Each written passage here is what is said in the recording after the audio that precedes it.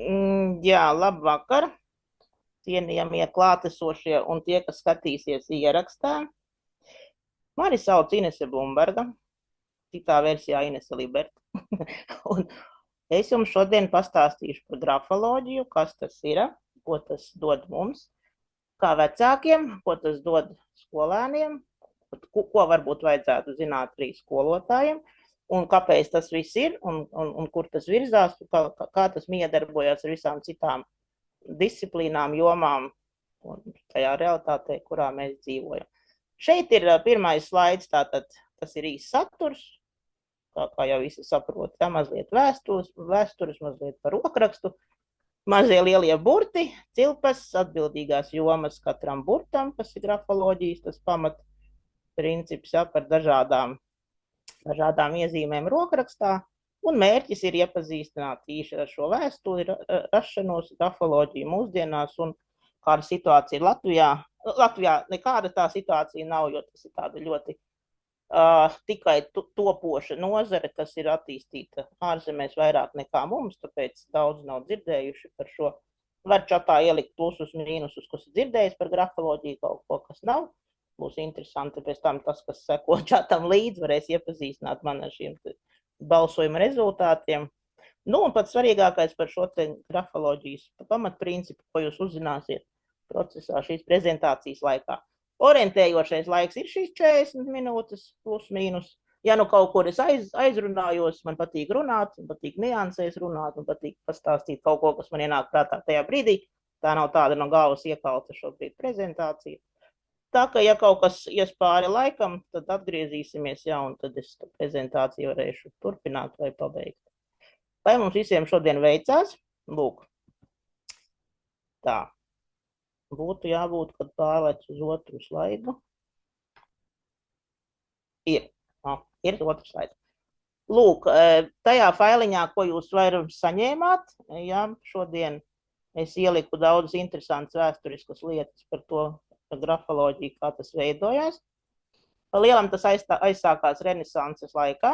Kā mēs zinām, renesansē cilvēki sāk interesēties par cilvēku, kā tas ir un kā tas notiek, un kas vispār ir cilvēks, kā šie procesi notiek. Un tas sākās Itālijā. Tur bija tāds filozofijas un medicīnas profesors Camillo Baldī. Un lūk, viņa pirmais traktāts, pirmā grāmata, ko par šo tēmu izdeva pasaulē zināmajā vēsturē. Aptuvenais tulkojums ir kā no rakstītāja vēstulēm uzzināt par pašu rakstītāju. Tur viņš daudz visādus savas domas, novērojumos, pieņēmumos, dažādās filozofijas un medicīnas jomās apkopoja. Kaut ko ir kādam mikrofons. Jā. Anna, mikrofons ir ieslēgts. Jā, paldies. Piedodiet, izslēdzu ārā. Jā, nu lūk, tajā laikā tas ņemot vērā šīs te pasaules notikumus, kā inkvizīcijas un raganas un kas nekur neaizgāja tālu, jo to uzskatīja par tādu tā kā inovatīvu ļoti pārāk tādā pakāpē. Tas uz 200 gadiem gandrīz arī viss pieklusa un atsākās 19. gadsimta beigās, tad vienlaicīgi Eiropā gan Francijā, gan Vācijā atsākās šie te pētījumi par to, kā tad rokraksts ir saistīts ar cilvēka personību. Tas nav tāda aptaujas veida vai kā, tas ir tādi lieli pētījumi, kur ņem pa pamatu 500,000 respondentu, un tikai tad, ja visiem 500 vai 1000 tā iezīme sakrīt ar rokraksta pazīmi, tad to grafoloģijā pieņem, ka tas tā ir. Runa ir šobrīd par neirolingvistisko grafoloģiju, kur tas procents sakritības ir 90–95%. Ir kaut kādi, protams, cilvēki izņēmumi, kuram tā konkrētā pazīme rokrakstā ir, bet izpaužās kaut kā savādāk, vai arī ir kaut kādi citi iemesli. Bet tas procents ir diezgan augsts, un tā ticamība ir ievērojami pārsteidzoša, ko par cilvēku var pateikt pēc rokraksta. Un pārsvarā pēta rakstura iezīmes, bet arī dažādus emocionālos un psiholoģiskos stāvokļus, kas mainās. Tā ir mainīgā iezīme. Rokrakstā var pateikt trauksmes līmeni, stresa līmeni, nogurumu, motivāciju, domas par pagātni, par nākotni. tas viss ir mainīgs, rītā, vakarā, lielās stresa situācijās, mazās stresa situācijās. Bet noturīgās raksturiezīmes var redzēt visu laiku, lai gan rokraksts, tā teikt, uz aci mainās. Un viņš mainās, viņš ir bērnībā cits, jaunībā cits, un katrā posmā dzīvē viņš arī ir cits. Nu, lūk, izmanto personāla atlasē, kas Latvijā tā arī ienāca ar personāla atlasi, jo tur bija svarīgi saprast, kas tas ir par cilvēku, viņš būs piemēram konkrētam amatam. Grafoloģija ir ļoti noderīga karjeras izvēlē, sevišķi jauniešiem, jo parādās dažādas raksturiezīmes, piemēram, vai bērnam patīk strādāt komandā, vai pat patīk strādāt vienam pašam, vai viņam patīk, ja skatās uz rokām, nosaka termiņus, ja, nosaka, ko jādara, vai viņš ir izpildītājs, vai viņš grib būt līderis, viņš vēlas būt līderis, un tādas iezīmes, kas ļoti palīdz izvēlēties to profesiju. Pat tai skaitā var redzēt, vai ir cilvēks fiziski izturīgs. Respektīvi, tas ir tiem amatiem, kas ir pārdevējs, jā, visu laiku uz kājām. Tur vajag tīri fizisku izturību, turpu šurpu straidīt. Un tu arī var redzēt rokrakstā, vai ir šāda fiziska izturība, vai tomēr nav. Nu, un dažādās citās jomās. Nu, lūk, tad, lai mums būtu interesanti, ja jums ir sagatavota lapiņa ar filspālu uzrakstot šo te teikumu, kam nav liela tāda saturiska jēga, bet tur runa ir par burtiem. Tāpēc 1-3 reizes, atkarībā no tā, cik jūs ātri vai lēni rakstat, bez īpaša stresa, lēnā garā vienkārši uzrakstat. Bērni Dagdā ēd lielas ābolu šķeļves un Liene tērpās dzeltenā, ērtā kleitā rīkojot ballīti. Ja jums izdodās 1 reizi, izdodās 2 reizes, 3 reizes, pamatbūtība ir tāda, ka, lai atkārtojās burti, konkrēti burti vairākas reizes, piemēram, lielais B burts, šeit ir teikumā tikai 1, lielais L burts arī tikai 1, lielais D burts ir 1, līdz ar to būtu jābūt tā, ka tie burti vairākas reizes tiek uzrakstīti, un tad jūs redzēsiet savā rokrakstā, vai jūs tādu burtu rakstat visu laiku tādu, vai tomēr jums, piemēram, lielais B ir dažāds, katrā teikumā ir varbūt bišķi savādāks. Un, lai aizpildītu šo te laiku, varu pastāstīt, ka līdz 12 gadiem aptuveni rokraksts tikai veidojās. No sākuma tas ir atdarināšana, dārziņā tai skaitā pirmajās klasītēs. Un tad, kad ir ap 12 gadiem, bērni sāk jau izmēģināt savu to rakstura būtību un sāk, kā mēs zinām, eksperimentēt ar šiem te rokrakstiem, ar burtu izskatu. Un rokraksts pats par sevi ir saistīts ļoti ar neironu darbību, līdz ar to attīsta loģisko domāšanu, kritisko analītiku, pat lojalitāti. Tie cilvēki, kas daudz raksta ar roku, ir lojālāki. Bieži vien nekā tie, kas ar roku raksta ļoti maz. Komunikācijas prasmes. Bet lielākais iegūms ir tas, ka cilvēks veido tādu, tā kā rakstot ar roku, ir iesaistīta gan vizuālā, gan kinestētiskā cilvēka tā mehānismu. Līdz ar to sanāk, ka cilvēks ir tāds sarežģītās situācijās fleksiblāks un vairāk var atrast kaut kādus risinājumus. Un caur rakstīšanu ar roku var ļoti vienkāršāk iegaumēt to informāciju, to tekstu, ko mums vajag tā kā saprast.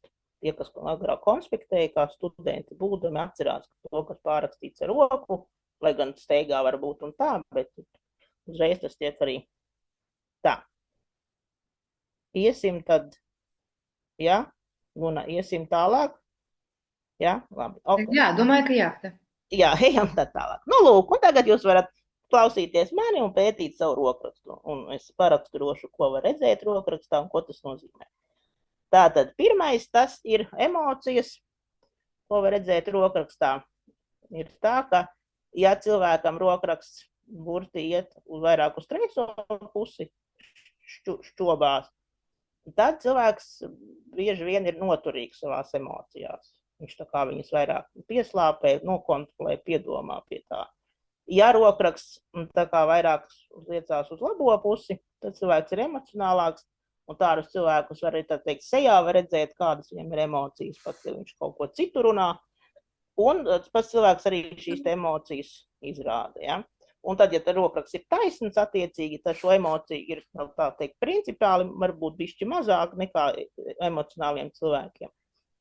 Tas ir tāds vairāk līdzsvara punkts, vai arī rokraksts kļūst taisns, tad, kad ir ļoti mierīgs, lēns kaut kāds tāds periods dzīvē, kad nav tādas baigās emocijas, ja, un tas rokraksts vienkārši ir kā tāds ne uz vienu pusi, tā ne uz otru pusi. Un savukārt grafologi zonas dala rakstītajā tekstā, respektīvi visi patskaņi un tie burti uc, n, m ir tā kā vidējā zona, augšā ir tie burti, kas ir augšā, L, H, B, T, un lejā ir tie burti, kas met tagad F tai skaitā, G, J, P, un tad šīs zonas nozīmē 3 dažādas lietas.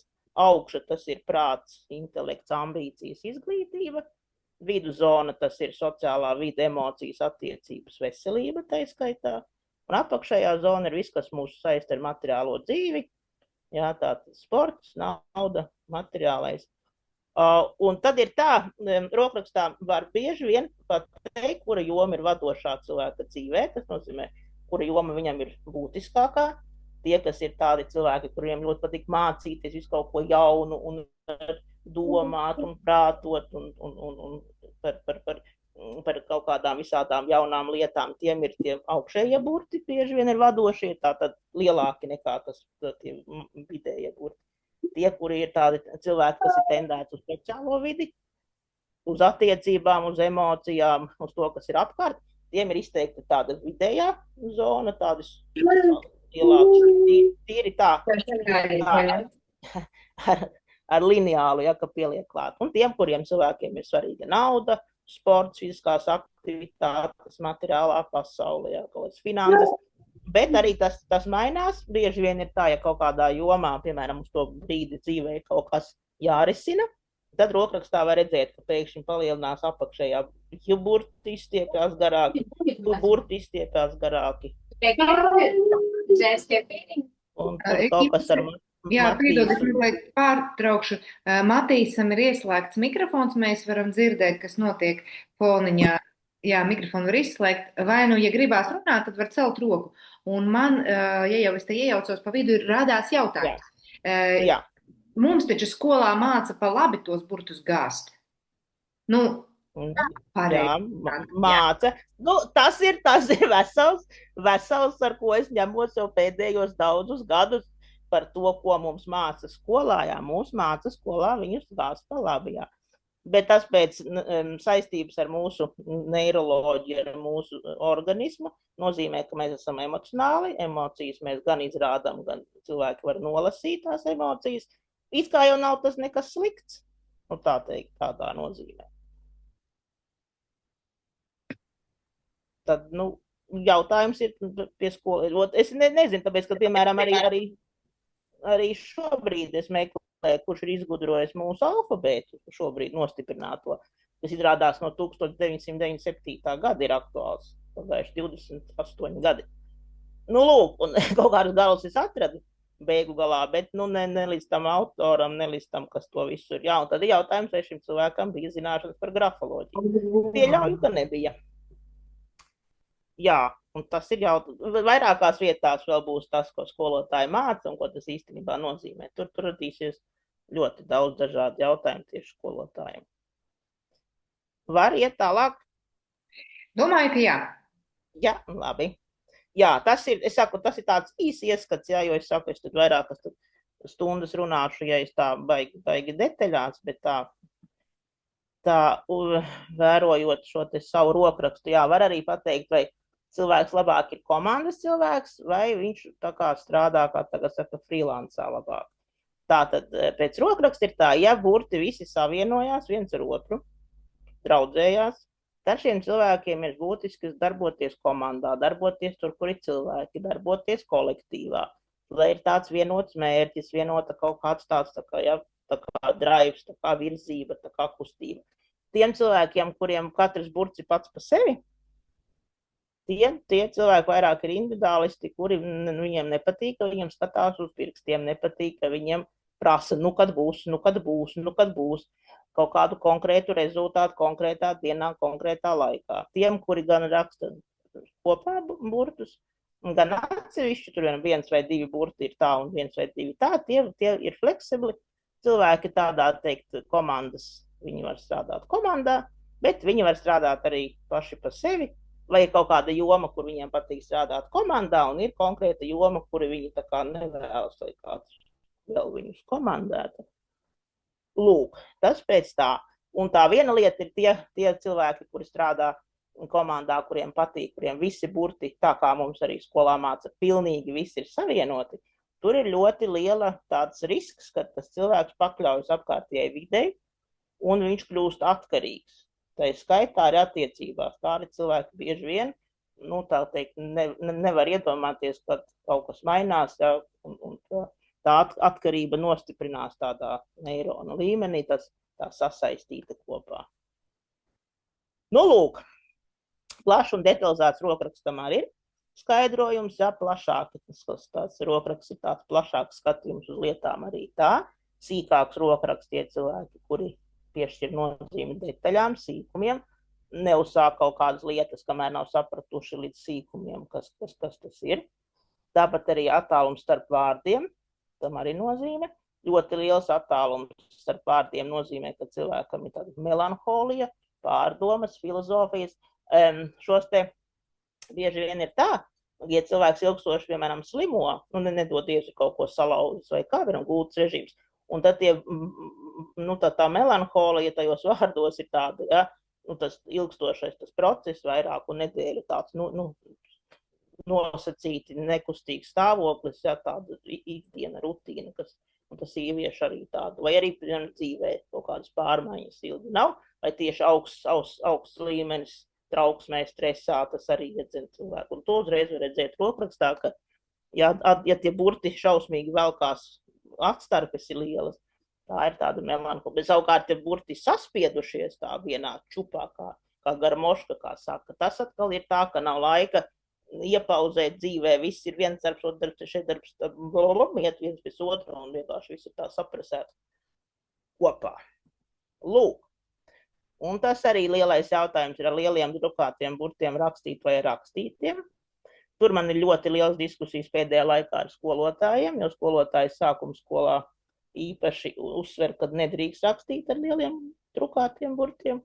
Lai gan es noskaidroju izglītības pārvaldē, ka tāda aizlieguma nav, tā ir skolotāja interpretācija. Viņi vienkārši grib veicināt rakstītos burtus un ir izdomājuši tādu tematiku, kad pārbaudas darbiņus, piemēram, skolā ar lieliem drukātiem burtiem nepieņem.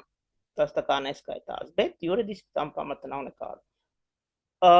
Jā, tas ir liels jautājums. Un tad ir tā ar to rokrakstu, ka rokraksts veidojās, jā, plus mīnus, tie ir kaut kādi 12 gadi, ka viņš sāk veidoties, jo līdz tam bērns pa lielam tos burtus pārkopē, viņš viņus pārzīmē. Tāpat kā zaķīšus mācās zīmēt. Viņam tāda liela nozīme tajā, ko viņš tur raksta, nav. Vienīgais tas, ka tas attīsta to sīko motoriku, ja? Bet tīri tādā valodas līmenī tas notiek tikai 12, kuram 10, 11, 12, 13 gadi. Lūk. Un ar drukātiem burtiem mīl rakstīt tie cilvēki, kuriem ļoti nepatīk, ka iejaucās viņu privātajā dzīvē, viņu privātajā telpā. Viņi ļoti vēlas, un tas ir raksturīgs pusauģiem šie te lielie drukātie burti, jo viņiem ir svarīgi, lai viņus nepārprastu. Un tā ir vēl viena tāda raksturiezīme. Tad tiem cilvēkiem, kas raksta ar lieliem drukātiem burtiem ikdienā, šeit ir tāds piemērs tādam rokrakstam. Tas ir pieaudzis vīrietis, kas raksta. Lūk, bet tas ir viņa tā kā ikdienas rokraksts. Lūk, un tādiem cilvēkiem, jā, pusauģu vecumā tas ir tāds raksturīgs, ir ļoti svarīgs, lai viņu saprot, tā kā viņš to ir domājis, nevis kaut kā pārprotu. Un tāpēc šī raksturiezīme ļoti spilgti izpaužās tieši pusauģiem. Ir cilvēki, kuriem viņi saglabājas. Ir kuriem nē, kuri pēc tam pāriet, izdomā kaut kādu savu veidu, kā rakstīt un raksta tālāk. Lūk, cilpām arī ir nozīme. Tātad ir labas cilpas pēc grafologu viedokļa, ir netik labas cilpas, ka tam ir katram sava interpretācija. Piemēram, ja burtiņā iemetās apakšā tāda cilpiņa, kad rakstas burtiņa, tā ir spēja iedvesmot citus cilvēkus uz labiem darbiem. Respektīvi, paraut entuziasmā līdzi, jā, aizraut ar kaut kādām idejām.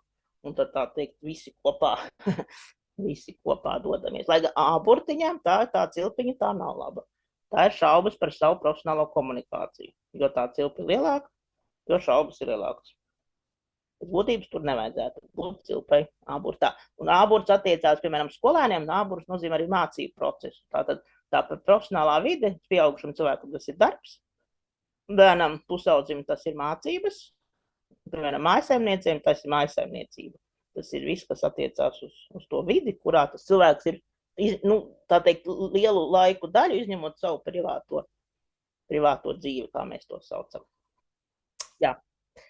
Asumi vienmēr liecina par kaut kādu stresu tādā vai citādā jomā. Ļoti būtiski ir apskatīties uz saviem maziem L-burtiem, jo mazais L-burts liecina par psihes stabilitāti un par spēju apzināties savas rīcības sekas.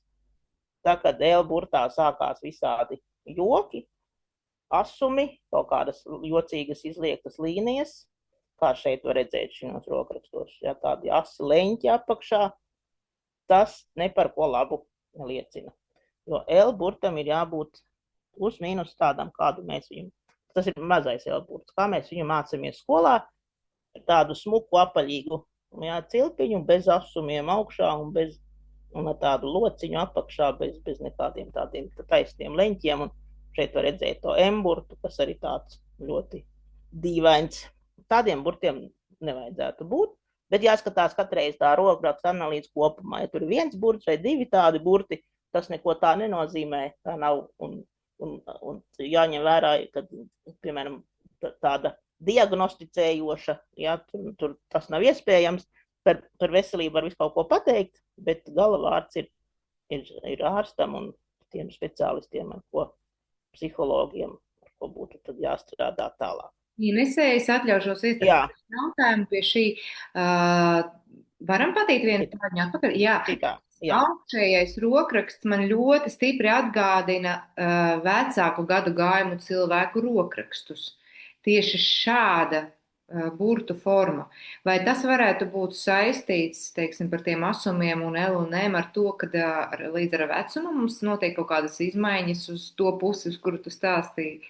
Nē. Šitas rokraksts ir sievietei, kurai ir 40 gadi.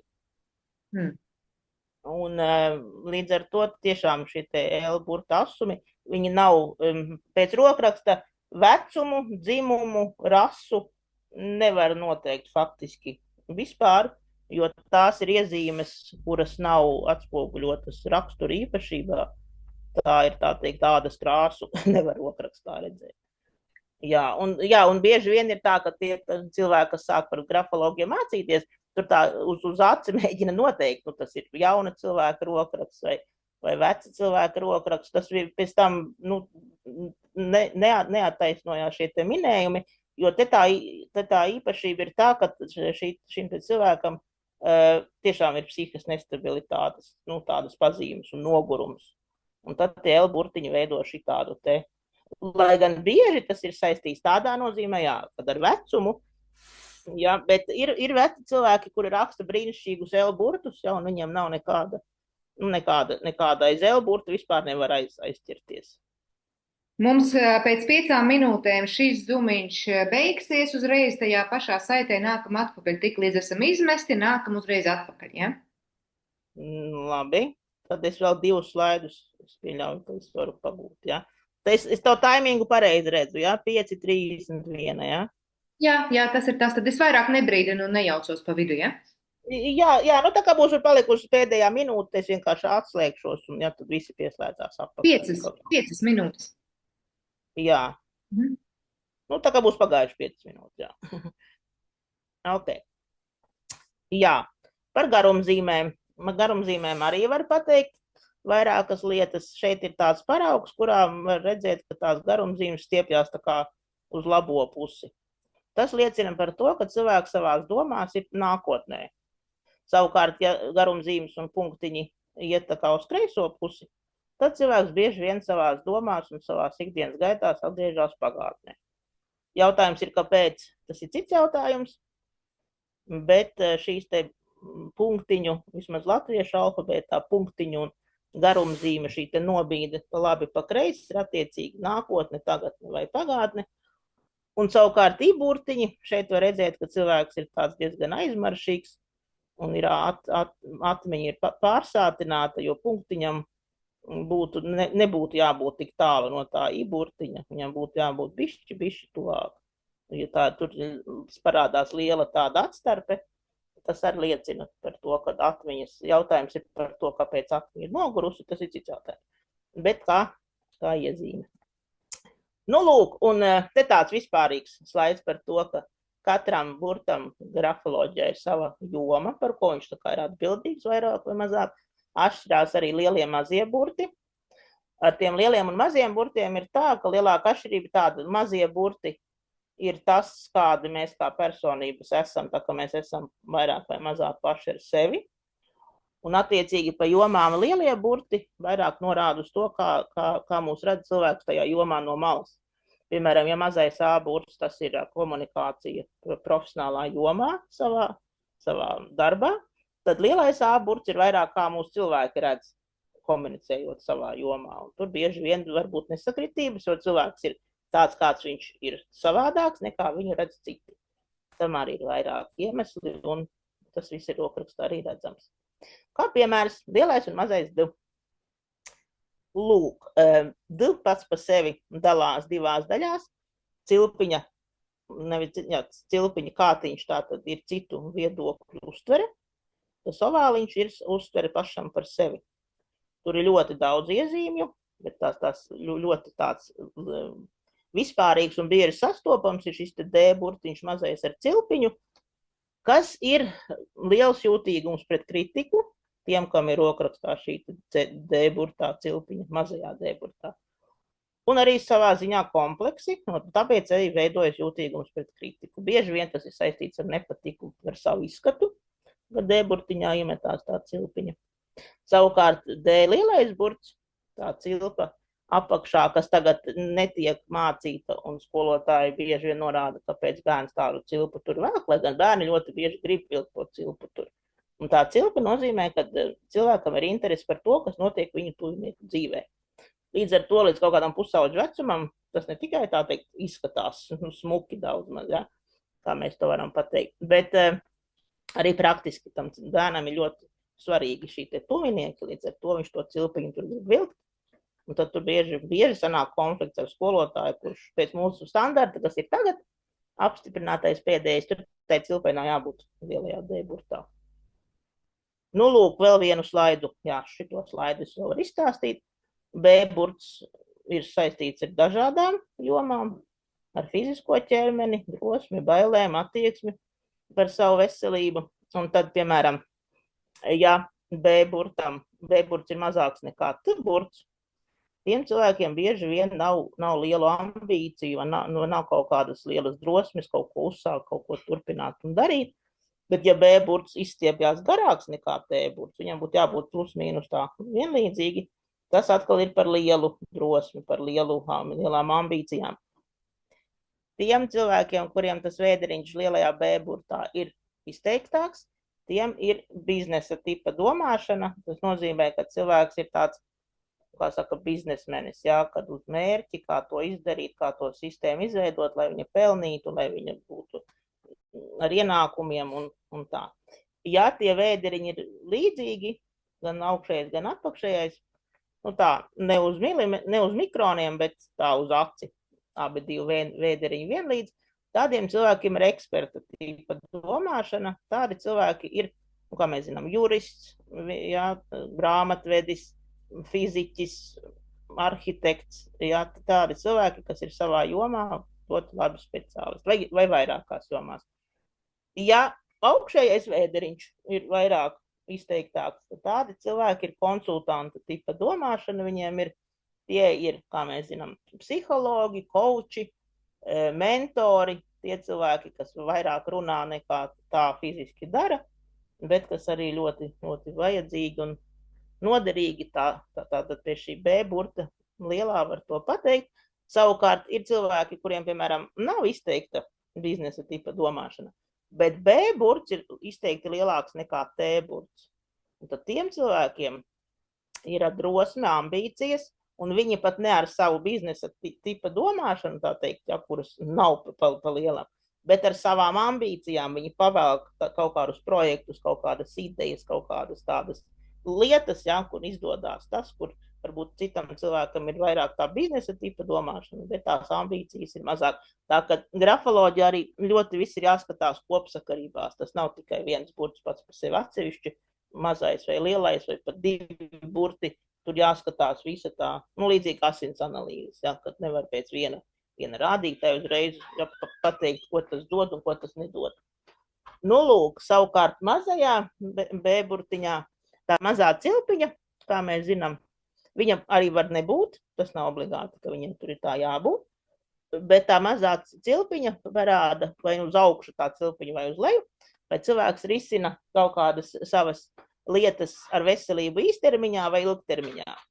Ja tam B burtiņam tā cilpiņa iet uz augšu, tā ir ilgtermiņa attieksme par savu veselību. Ja viņas šļūts uz leju, tad tā ir īstermiņa. Tā teikt, ja deg, tad ir jādzēš. Bet tādas, piemēram, kā plāns par fitnesa apmeklēšanu un tur tā gadiem, mēnešiem, tas tam cilvēkam nebūs ļoti raksturīgi, vismaz tajā brīdī, kad viņš ir rakstījis šo tekstu. Tā, un radošums, jā, protams, radošums burtos arī ir redzams. Šeit es saliku izteikti radošos burtus. Tādus tiešām cilvēki raksta, tas nav izdomāti burti, tā teikt no zila gaisa paņemti. Tie nav teorētiskie burti, tie ir no reāliem rokrakstiem. Mūsu jauniešiem ir ļoti raksturīgi, ka viņi raksta šo te drukas mazo R burtu.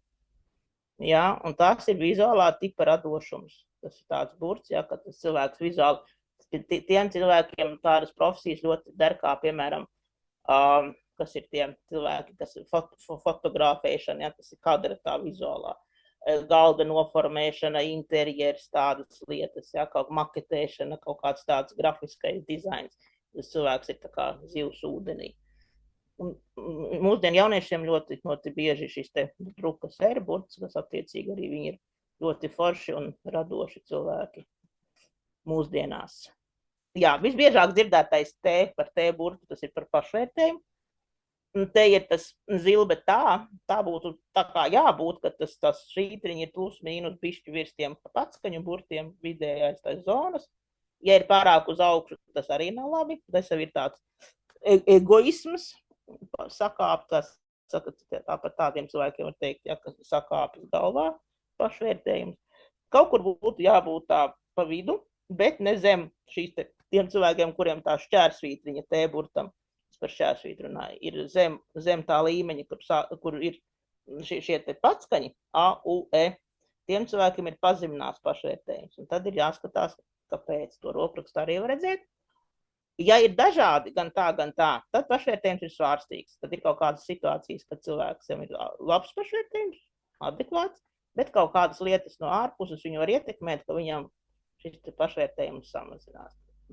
To visu nodublē arī lielais e-burts, ja viņu šādi raksta, kā tādu ja, ar 3 svītriņām. Lūk, tur arī katra svītriņa nozīmē kaut ko citu vēl atsevišķi.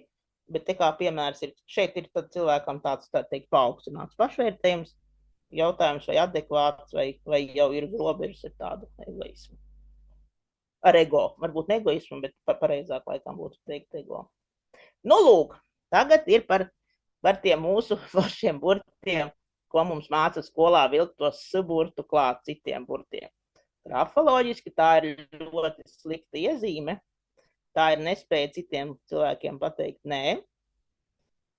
Un citu cilvēku, tā kā to pateikt, cilvēks ir, ja jūs zināt, kas ir kapmena, tas 3 stūris, tad šādi cilvēki, kas to S burtiņu šitā pievēl klāt pie pārējiem burtiem, bieži vien iekrīt upura lomā.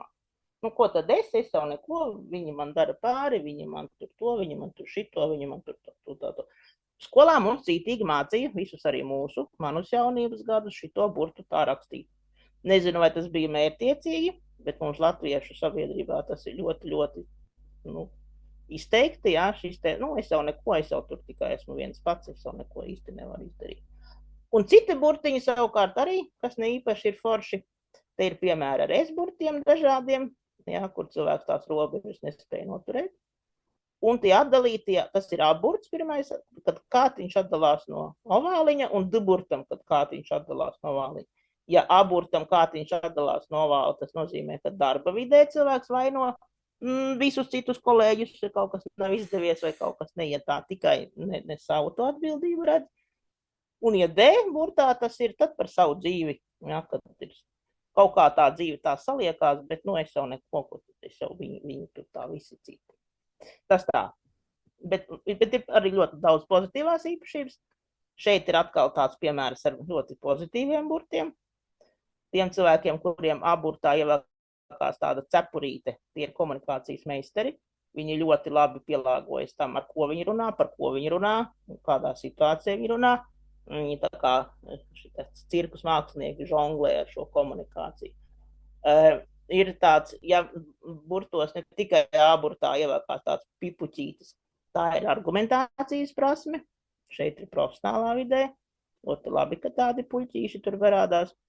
F-burts mūsu jaunieši ļoti bieži raksta šādu F-burtu. Tas nozīmē, ka viņiem patīk dinamiska, starptautiska, dažāda vide, kur viss mainās, viss ir procesā, tā teikt, mums interneta laikmets un viss ir saistīts un daudz informācijas. Un, par S-burtu es jau teicu, ka tā ir prasme, citus pavilkt uz labiem darbiem. K-burtā ir tas tāds smuks vēderiņš, tas ir šarms. Jā, tie cilvēki tādi šarmanti. Un V-burtā savukārt, ja runa ir par sievietēm, tad tā cilpīgi nozīmē, ka sieviete ir psiholoģiski ļoti stiprs cilvēks. Ja to raksta vīrietis šādus V-burtus, tad viņš vēlas tādu sievieti sev blakus, psiholoģiski stipru. Tas ir viens no retajiem burtiem, kurās parādās šī te vīriešu līnija un sieviešu līnija, ka tur atšķirās šī te interpretācija. Lūk, un ko var un ko nevar mainīt. Ar grafoterapiju ir tāds jēdziens, var apzināti mainīt savas rokrakstu iezīmes. Tas ir ilgstošs, vairāku mēnešu, ja ne gadu darbs. Ļoti grūti, pamēģiniet kādu burtu, piemēram, to pašu S-burtu, ko daudz cilvēku vēl klāt citiem burtiem. Kaut kad rakstot, uzrakstīt kā drukāto, kā S, kā čūskiņu. Ļoti grūti rakstīt ne tā, kā mēs esam pieraduši. Tas ir saistīts ne tikai ar to, ka taču uzraksta kaut ko savādāk. Mēs to gandrīz praktiski nevaram izdarīt. Man, piemēram, šo prezentāciju gatavojot, rakstot tādus burtus, kā man vajag uzrakstīt. Tas nebija ar pirmo reizi, jo es tādus burtus ikdienā nerakstu. Un pat ar visu apmācību un paraugiem un daudzu mēnešu treniņiem, kaut kas tajā burtā sametās un nesanāk viņš tāds, kā viņu vajag uztaisīt. Bet to var izmainīt. Jā. Vislabāk ir grafologa vadībā pieaugušiem cilvēkiem, par bērniem, tādiem vecākiem pusauģiem jau, bet visbiežāk tas vairāk attiecās uz pieaugušiem cilvēkiem. Un pa vienam burtiņam, un pusgadu strādāt ar vienu burtiņu, var, protams, ar vairākiem, bet jāņem vērā, ka vienmēr izjaucot šo te līdzsvaru neironu līmenī, būs uzreiz kaut kādas sekas citās rakstura īpašībās, kaut ko vienu mainot. Tāpēc ir svarīgi šī grafologa palīdzība, lai nesačakarētu to, kas ir vēl citas īpašības. Un par daudz jautājumu ir bieži vien par klītrakstīšanu, par šo te kaligrāfisko. Ir tā, ka kamēr tas ir skaisti, kamēr tas ir uz kartiņām un kamēr tas ir tā, šie skaisti elementi bieži vien nozīmē kaut ko sliktu. Piemēram, šis te A-burts, kurā ir ievilkusies tā spirālīte. Tā ir narcisma pazīme, arī citos burtos. Ir tādi cilvēki, kas ar tām spirālītēm izskaistina savu, izskatās skaisti. Bet runa ir par narcismu. Bieži vien šādi cilvēki, kas raksta ar tādām spirālītēm, ne par ko neatzīst, ka viņiem ir tāda īpašība.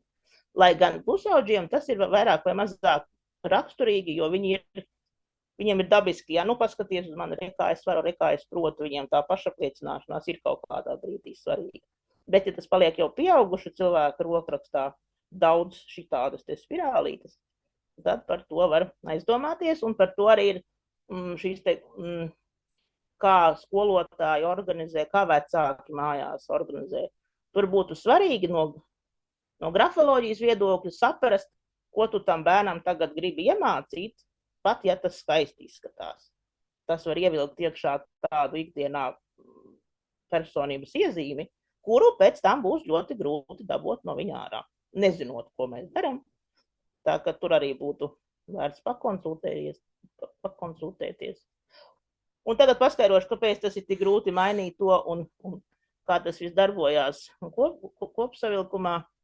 Ir tā, ka šeit jūs redzat tādu, ir tāda ierīce, metāliska plātne, uz ko uzliek papīru un raksta. Šeit ir rakstīti 2 vārdi. To rakstīja 1. klases skolēns. Tas ir pētījums, kas notika vēl pagājušā gadsimta vidū. Un tās uz augšu tās asītes, tie pacēlumi, tie nozīmē katrs pacēlums vienu uzspiedumu uz tā papīra. Un šeit var redzēt, ka 1. klases skolēns raksta burtiski viņš katru elementu, katru ķeksītu, āķītu, ovāliņu, viņš uzspiež no jauna. Viņš atrauj pildspalvu un uzspiež atkal. Man liekas, ka kopsumā bija 8 burti. 3. klases skolnieks, viņam jau šī te uzspiešana ir retāka, viņš jau ir iemācījies šo elementu, tā teikt, tā kā adīt no lielākiem tādiem elementiem. Savukārt tas, kas jau ir pieaugušais, kas bieži vien arī students, šeit ir 2 bloki, tātad 2 vārdi, 2 bloki. Un neironu līmenī tas jau ir tā kā fotogrāfija, viens elements un otrs elements. Un tāpēc ļoti grūti mainīt cilvēkam savu rokrakstu, pat apzināti, un ļoti grūti mainīt savus raksturu iezīmes, jo viņš neironu līmenī ir saķēries kopā kā tāds vīnogu ķekariņš, izjaukt viņu, saka, vajag izjaukt, un tad pēc tam salikt savādā, kā gribās. Nu, lūk, tas ir tā, ļoti, ļoti lielās līnijās, ko es jums gribu pastāstīt. Un tad bieži vien ir tāds jautājums izskanējis pēdējā gada laikā, kur es kaut kur pakomentēju un kur es kaut kur diskusijās iesaistos, tā skaitā par tiem skolotājiem. Tad iedodiet bērniem, lūdzu, kā tad ir jāraksta skaisti, ne, bet jēgpilni, ar pozitīvām īpašībām. Un ir tapis latviešu, šis ir fragments. Holistiskais alfabēts, kurā ir tikai labie burti, tā teikt, raksti, kuru burtu gribi, visos burtos ir labas īpašības. Un tas būs tas, ko es pēc tam atsevišķi aizsūtīšu, un varēšu, tas ir tā, es saku, tur viņš ir tāds vairāku lapu apraksts, un ko ar to darīt, un kur to visu likt. Un bija jautājumi, uz kuriem es sagatavoju atbildes. Šie te 4 jautājumi bija tādi. Tas ir, kas veido rokraksts personību, vai viennozīmīgi personība beigās uzvar. Dzen to bērnu, kur tu gribi, kā tu gribi viņu dīdi, beigu galā viņš rakstīs pieaugušā vecumā tā, kāds viņš ir kā personība. Šis ir stāsts par to, kāpēc no nevainīgiem zīdainīšiem izaug maniaki. Kaut kas tur pa vidu notiek. Tāpat ir ar rokrakstu. Dīdi, bīdi, bet finālā tā personība tomēr uzvar. Tas ir, protams, arī jautājums par tādu dievišķu dzirksti, kuru tik vienkārši noslāpēt nevar. Nākamais bija jautājums par to, vai roku rakstīt ir obligāti. Obligāti nav, bet būtu ieteicams un vēlams, jo tas attīsta ļoti daudz īpašību cilvēkam, kuras viņam noderēs gan pusaudžu vecumā, gan izvēloties savu profesiju, dzīves veidu, vietu. Un pierakstot, iedomājam mēs visu kaut ko labāk. Tas no mūsu vecajiem labajiem laikiem par studentu pierakstiem. Tas tomēr darbojās, lai cik mēs esam digitāli, bet par krēļiem, tas ir veselas jautājumu bloks. Ar krēļiem nekas nav, tādā sliktā nozīmē nekas tur nav īpašāks. Ar krēļiem ir tā, ka smadzeņu sasaiste starp neironiem ir elastīgāka. Tas ir arī viss. Lielam viņam tā kreisā puse ir vadošā, tāpēc, ka vadošās ir, tā kā varēja būt abas puses, bet izvirzījās kaut kā, noteiktu, kā tas pareizais vārds ir, neirofizioloģisku ietekmi rezultātā. Tas, ka vadošā ir tomēr kreisā roka. Tas nevienmēr tas nozīmē, ka cilvēks arī ar citu, un ar labo roku. Daudz cilvēki, piemēram, ar šķēres tur labajā rokā, raksta ar kreiso šķērēm labo roku. Vai, piemēram, salātus griež ar nāzi tur labajā rokā, raksta ar kreiso roku. Tas ir ļoti dažādi. Ir arī starp citu mazs procents cilvēku, kur ir abroči. Viņi vienlīdz var rakstīt ar vienu un ar otru. Viņiem ir vienalga. un tas ir savā ziņā iegūms, jo, piemēram, tiem bērniem, kuri kaut kādā veidā satraumējas, kuri raksta ar kreiso roku, viņiem smadzenes atjaunojas ātrāk, elastīgāk, jo viņiem šī savstarpējā kompensācija smadzenēs ir lielāka, jo tur savādāk tie neironu saziņas procesi notiek. Tad savā ziņā viņi ir ieguvēji, bet ir arī, protams, negatīvās lietas, kas tieši tāpat no neironiem, tās es šobrīd neminēšu. Nu, lūk, un uz tāfeles un uz papīra, tehniski ir atšķirība, tāpēc, kad roka nogurst, uz tāfeles, tas mēs stāvam, uz augšu roka, pirmkārt plecs, muskultūri, citi muskuļi savelkās un tā. Tīri tā, pēc pamatprincipa, nē, cilvēks tomēr raksta, viņš tos burtus arī tie ir interesanti, pavērot kā kafēnīcās, kur raksta roku miņu katru dienu, ja ieiet, un pavēro, kā tas cilvēks rakstīs šodien, tur zupa, tur tāda skābeņa, vai ne? Uzreiz tajā rokrakstā var redzēt, te ir stress, te ir trauksme, te ir nogurums, te vēl kaut kas. Lai cilvēks vienkārši ir uzrakstīt, bez mazvējā 3 vārdus, un uzreiz no tā visa var gan cilvēku pārsteigt, cik ir bīstami savu rokrakstu īstenībā publicēt, jo tie, kas zina, tie daudz ko no tā visa uzzina. Viss. Paldies, Inese. Mums ir iekrituši daži jautājumi. Viens, laikam, būs Dārtē, tad Dārta, varbūt, ka tu slēdz mikrofonu un runā. Jā, paldies.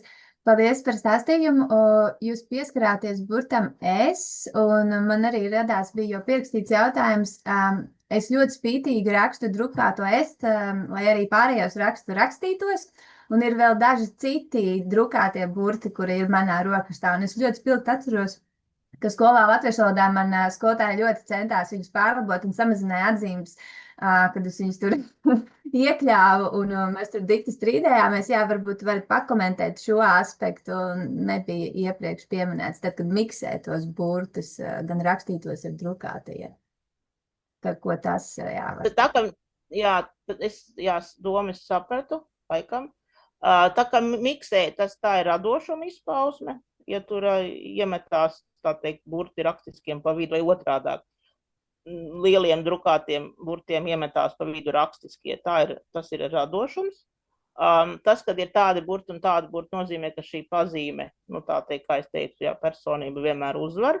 Tātad šis te es burts, kas sākotnēji savienojumā ir tas upura loma, kas, diemžēl, latviešu tautai diezgan raksturīgs tāds stāvoklis, psiholoģiski emocionālais. Un tad tas es burts, kas ir drukātais, viņš ir tā kā tāds savā ziņā iemetās protestējot un nepiekrītot, jo ļoti daudz cilvēki jau pieaugušā vecumā, viņi tieši to es burtu atdala kaut kādā zemapziņas līmenī, ka viņi negrib šajā bērnu tādā stāvoklī būt, ka citi nosaka viņu dzīvi.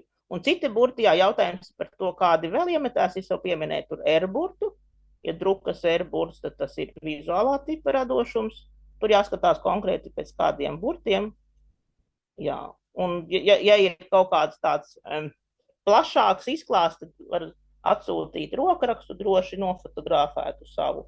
Tad var plašāk pakomentēt, tur jāskatās arī kopsakarības, kāpēc tieši, jo katram burtam ir sava joma, un tad tā kopējā bilde, tā tiešām atbildot uz jautājumu, kāpēc tieši tie burti un ko tas nozīmē, tad es varu izvērst šo te atbildi. Jā. Labi, liels paldies, par komentāru. Paldies, man starp citu ļoti norezinēja šī te upura loma. Man liekas, mums tagad ir ārkārtīgi svarīgi visai sabiedrībai uzzināt par Karpmana trīsstūri, ja kāds vēl nezina. Upuris, trīsstūris, kas sastāv no upura, no varmākas un no glābēja. Īsumā, kā es to saprotu, nozīmē to, ka tiklīdz mēs steidzamies kādu glābt, bez pieprasījuma, ar pieprasījumu vai vispār, tā kā emocionāli iesaistīties glābēja lomā, mēs tik pat varam nokļūt gan vienā, gan otrā citā stūrī, tas ir kļūt par upuriem vai kļūt par paši par varmākām. Ja? Tā ka tas ir diezgan bīstams. 3 stūrī, tas ir, ar kuru būtu jāiepazīstās mums un jāatdala tas burts no pārējā vārda. Jā, svarīgi. Vēl viens jautājums mums ir Laura raksta.